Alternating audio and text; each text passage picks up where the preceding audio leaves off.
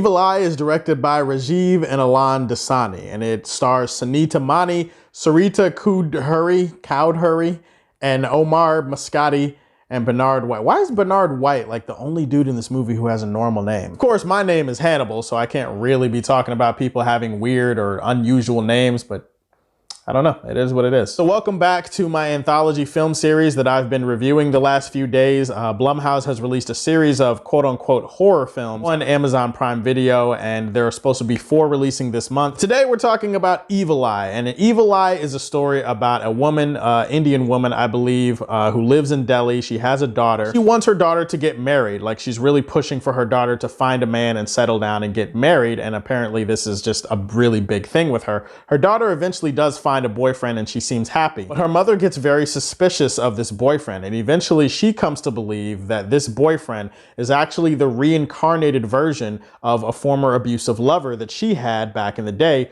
who nearly tried to kill her. So this creates a lot of conflict between her and her daughter, because her daughter doesn't think anything is wrong with her boyfriend, and the mother is trying to convince her daughter basically that her boyfriend is reincarnated evil. I would assume that you heard the title of Evil Eye and you immediately assume, okay, this is the one. This is the Blumhouse movie that's gonna be scary, right? I mean, Evil Eye, it just sounds like what would be a scary title. It'd be like if you saw a title for a movie that said, I don't know, pigs and titties. I mean, you would immediately assume that something about the movie has to do with Wilbur and Kat Dennings. Like, that would be your primary, like, that would be what you think, right? Well, you'd be wrong to assume in this case, although, first of all, I don't know actually what would a movie about pigs and titties, what that would entail. Maybe not Kat Dennings, maybe somebody else.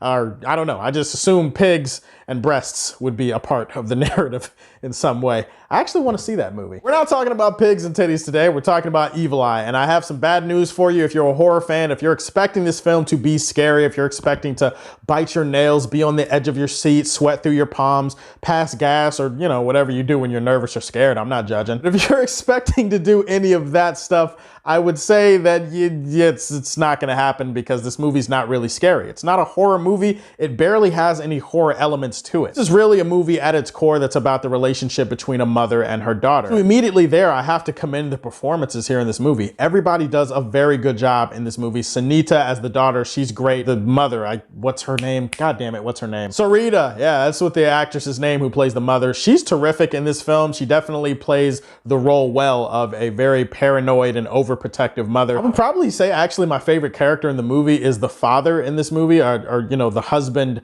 to the mother in this film, played by Bernard White. He brings the most like levity and exasperation to the movie. He's basically how a normal insane person would be reacting in this situation if you had a mother who was this protective of her daughter, who believed this crazy thing about her daughter's boyfriend. The idea of a person being reincarnated evil and coming back and haunting the daughter, that's kind of an interesting concept and an interesting idea for an episode of Black Mirror. The big problem I have with this movie is the pacing. The pacing is, and there's no other way to say this, absolute cheeks. I'm not saying cheeks like clapping cheeks, okay? I'm not saying cheeks in the general sense of admiring cheeks, because we all love cheeks, right? We all love cheeks. It's not like that, okay? When I say the pacing is cheeks, I'm saying the pacing is booty. Wait. Do you hear that noise? You hear that noise right now? That noise is the soft drip of booty juice falling into a pan. Let me try to break it down on a level that I know you're gonna understand. A lot of the story progression in this movie is stuck in molasses or quicksand or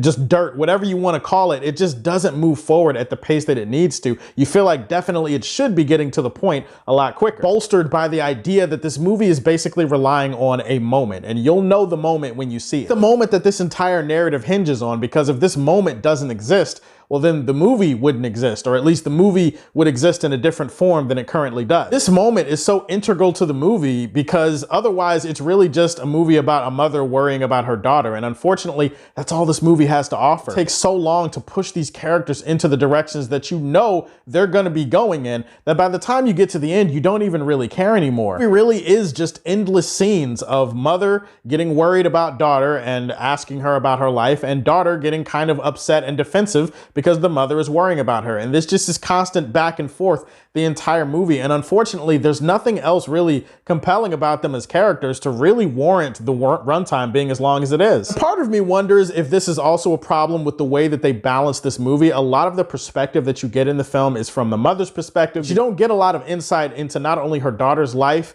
and her daughter as a person, but her daughter's relationship with this mysterious boyfriend. Not that it's a bad movie, it's just that it's poorly executed to the point that you feel like it definitely would have been better suited for like a TV episode or something like that. In the end, Evil Eye isn't a bad movie, but it's not scary and it's not really worth my time. I'm gonna leave this one in the Fortress of Solitude. A lot of other videos coming up. I have a review for Boys Season 2 coming up. I have a review for a new Liam Neeson movie coming up, Trial for the Chicago 7. That debuts on Netflix this weekend. I have a review for that. I'm finishing this anthology series this weekend as well with another film called The Lie. Please like and subscribe to the Superfan Show. Stay tuned for more videos. And as always, if you like what you see, tell me how you feel and stay tuned to hear more from the Man of Steel.